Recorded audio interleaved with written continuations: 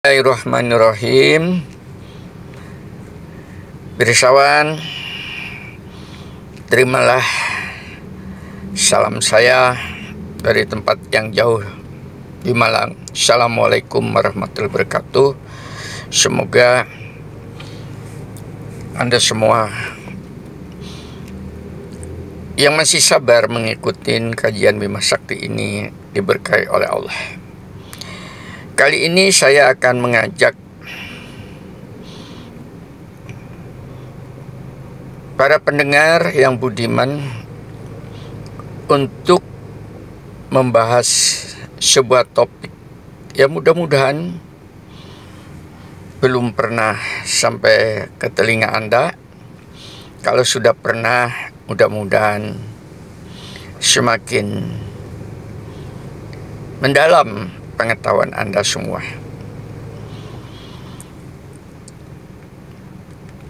Ada sebuah kesalahan prinsip pada manusia untuk menempatkan diri kita manusia dengan Tuhannya.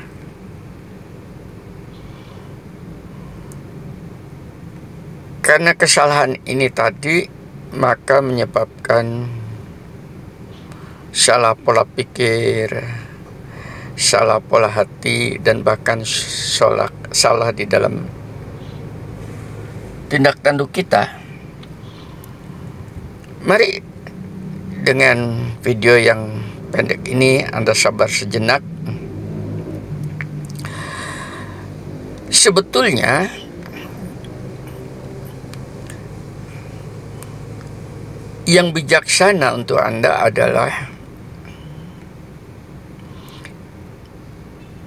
bukan mensejajarkan antara kita sebagai makhluk dan Tuhan sebagai pencipta kita, tapi mari kita tempatkan dalam posisi subjek dan objek.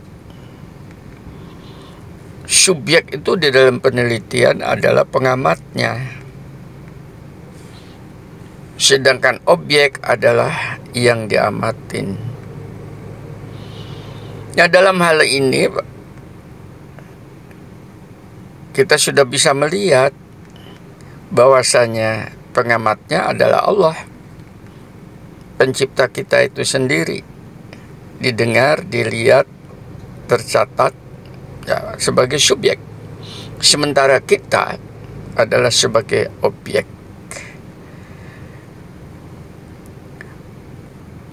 Posisi subjek dan objek ini Anda bisa baca dengan pelan-pelan di dalam surat Ali Imran, surat ketiga ayat 180 dan 191. Jelas sekali di sana. Saya bacakan, mudah-mudahan Anda tercerahkan. Inna fi khalqis samawati wal ardi wahtila fil laili wan nahari la ayatil li ulil albab. Sesungguhnya dalam penciptaan langit dan bumi dan bergantinya malam dan siang ada pelajaran, ada tanda-tanda, ada informasi, ada pengetahuan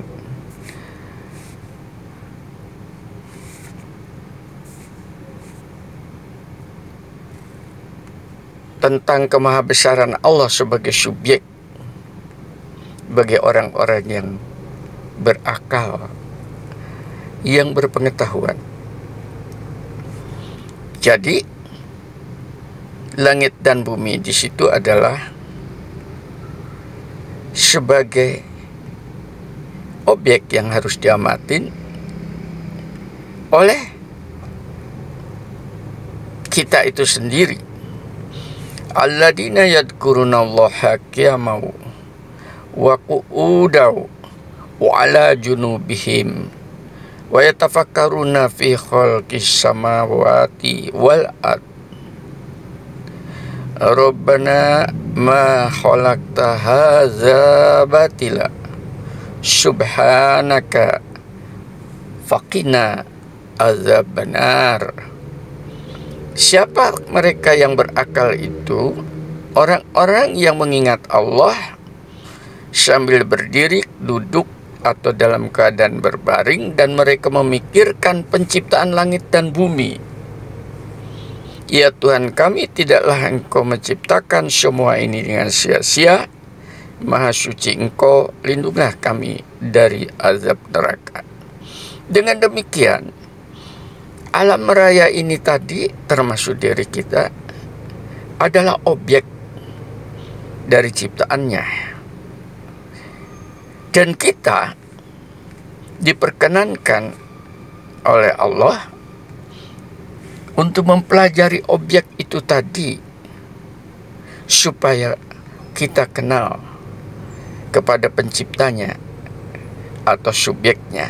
Sehingga seorang pengamat, seorang researcher, seorang peneliti, pada dasarnya pada saat dia melakukan penelitian itu, dia selalu sedang melakukan penggalian dan dia sedang jihad untuk mengenal Tuhannya.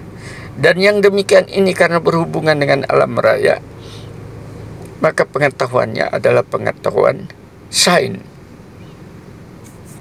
pengetahuan tentang alam, ilmu alam yang cabangnya kemana-mana. Maaf, di sini bukan ilmu sosial. Ayat ini diperuntukkan bagi mereka yang belajar tentang ilmu eksakta. Ilmu sosial, apalagi ilmu hukum, tidak akan paham tentang ini. Mari kita teruskan.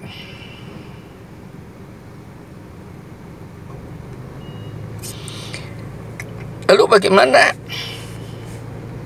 menempatkannya antara alam sebagai objek dan Allah sebagai subjek? Yang pertama, tentang posisinya. Kita harus memposisikan diri kita dan Allah itu pada posisi yang benar. Dan posisi yang benar itu hanya diinformasikan oleh Allah itu sendiri, bukan oleh kita, karena kita ini adalah objek dari pencipta kita. Maka kalau ini posisi dari ilahi itu, informasinya demikian. Ya ayuhan nasu antumul fuqara'u ilallah wallahu wal ghaniyul hamid. Hai manusia, kamulah yang memerlukan Allah karena kamu objek, dan Allah dialah yang maha kaya, tidak memerlukan sesuatu pun, karena dia adalah subjek. Dia maha terpuji, tidak tersentuh oleh objek. Nah, kalau kita sudah tahu posisi kita, bahwa kita ini hanya objek, maka kita jangan overacting, karena dependensi kita kepada subjek itu 100%. Kalau persentase itu sampai 100, maka 100% tergantung subjeknya mau diapakan kita. Yang kedua, ya kalau posisi itu sudah Anda pegang, Anda hayatin, maka alam semesta ini termasuk diri kita dan termasuk apa yang Anda miliki itu bukan milik Anda.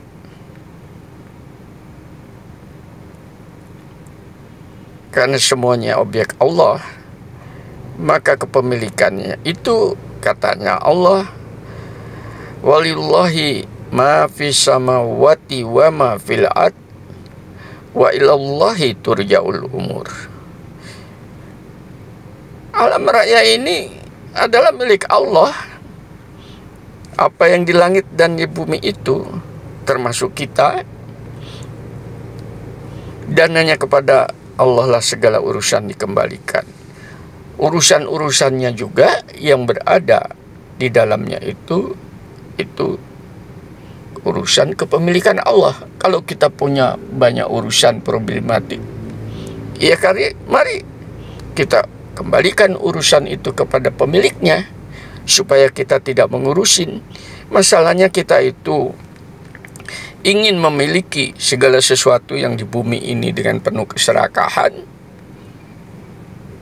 padahal sifatnya bukan demikian, hakikatnya tidak demikian. Milik Allah.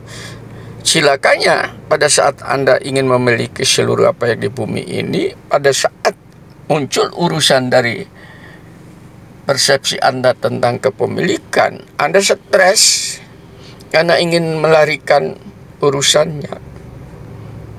Padahal baik kepemilikan maupun urusan dari semua materi yang ada di alam raya ini ada pemiliknya. Sudah pahamkah Anda sampai titik ini? Kalau belum paham, banyak memohon ampunan. Siapa tahu itu salah satu tembok yang tidak bisa ditembus pada diri Anda, sehingga Anda tidak akan pernah mengenal Tuhannya. Yang ketiga, mari kita tempatkan bahwa kita ini objek yang diatur oleh subjek. Silakannya kita, objek-objek di sekitar kita itu ingin kita atur, padahal ada aturan-aturan yang baku, aturan-aturan sifatnya umum yang tidak bisa kita hindarkan, yaitu dari zat pengatur. Informasi ini disampaikan bagi setiap umat. Telah kami tetapkan aturan atau syariat tertentu yang harus mereka amalkan. Artinya aturan itu harus kita lakukan di atasnya. Memang di sini pilihan, kalau Anda tidak mau, ya Anda sendiri yang akan gagal di dalam hidup. Maka tidak sepantasnya mereka berbantahan dengan engkau dalam urusan aturan ini. Dan serulah mereka kepada Tuhanmu, sungguh engkau berada dalam jalan yang lurus. Maka aturan-aturan ini disampaikan kepada manusia, supaya manusia hidupnya enak, teratur. Tadi bahwa kepemilikan itu adalah miliknya Allah, ada aturannya. Alam raya adalah aturannya. Hutan itu milik Allah, ada aturannya, jangan dirusak. Ada syariatnya. Begitu Anda tabrak,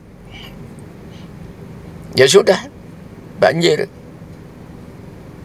Bahwa bumi ini adalah milik Allah, tambangnya jangan digali semua itu Anda. Akhirnya ada satu orang sampai memiliki pertambangan ratusan. Itu ketamakan, rusak. Keseimbangan bumi akan rusak dalam waktu tertentu, akan binasa. Ada aturan di alam. Yang keempat, perlu Anda ketahui bahwa objek termasuk kita, objek yang setiap saat bisa diganti oleh subjek, yaitu Tuhan itu sendiri. Bukankah manusia itu dari generasi ke generasi sudah berganti? Dari satu kerajaan ke kerajaan lain, banyak kerajaan yang sudah binasa, yang sudah hilang. Karena kita objek. Satu bangsa yang dipunahkan karena kita objek, tergantung Allah. Pelajari bangsa Ad, bangsa Samud, bangsa Aikah. Quran sampai mempelajari historis itu untuk Anda, kita belajar. Bahkan kita masih ingat bagaimana bangsa Nuh dihancurkan dengan ditenggelamkan, bangsa Lut dihancurkan dengan bombardemen meteor, bangsa Sabah yang mempunyai peradaban dihilangkan juga, Sulaiman yang mempunyai kerajaan begitu besar dan berkuasa, toh tidak diturunkan, diwariskan kepada generasi berikutnya, hilang diganti.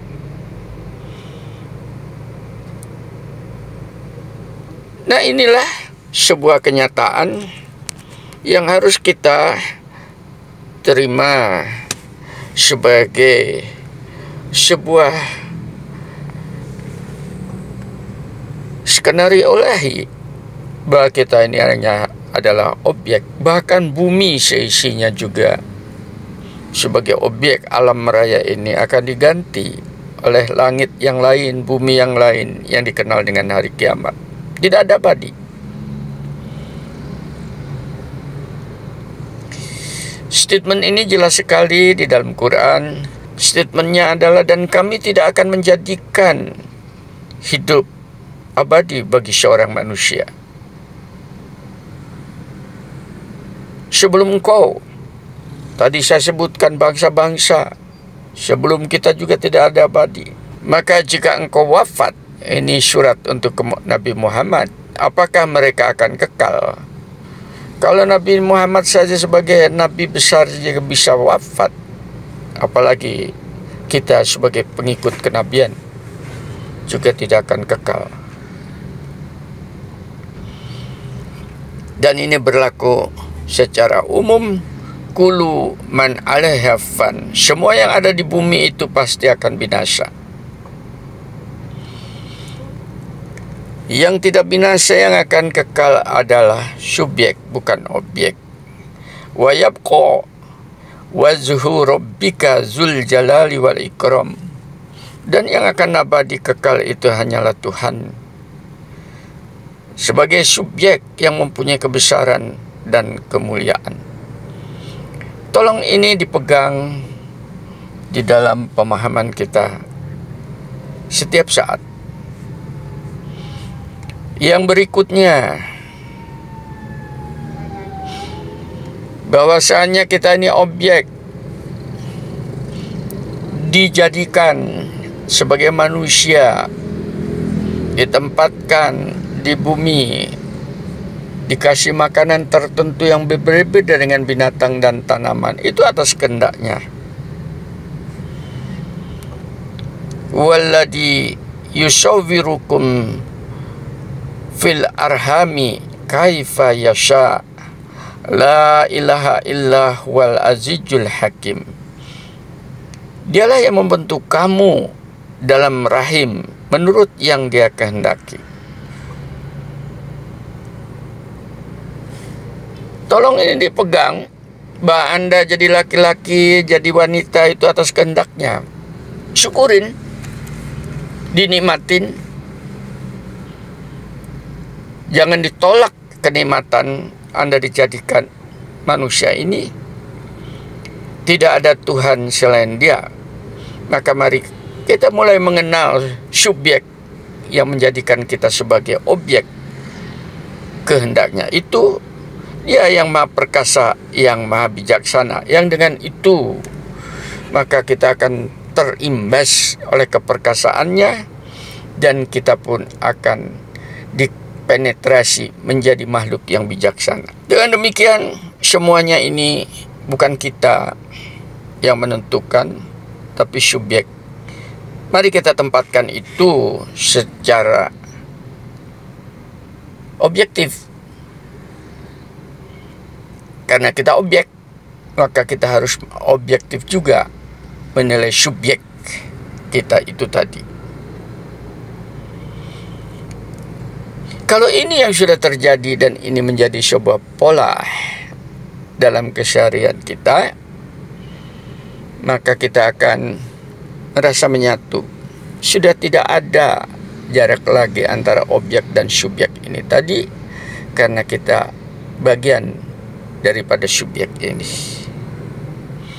Inilah yang dinamakan kemesraan di dalam hidup.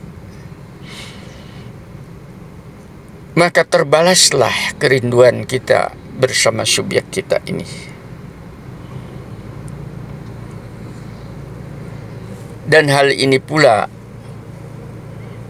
disentuh oleh sebuah lirik lagu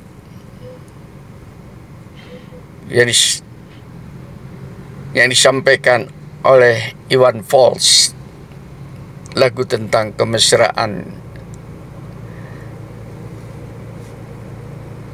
Jangan cepat berlalu, dengan lirik sebagai berikut. Kemesraan ini janganlah cepat berlalu. Kemesraan ini ingin ku kenang selalu. Hatiku menjadi damai, jiwaku tentram di sampingmu. Hatiku damai, jiwaku tentram bersamamu. Mudah-mudahan hati Anda tersantunin. Mudah-mudahan pikiran Anda tidak menjadi kalut karena hati yang sudah tentram dan damai. Biarkan kemesraan ini selalu menyertai kita selama-lamanya. Walhamdulillah.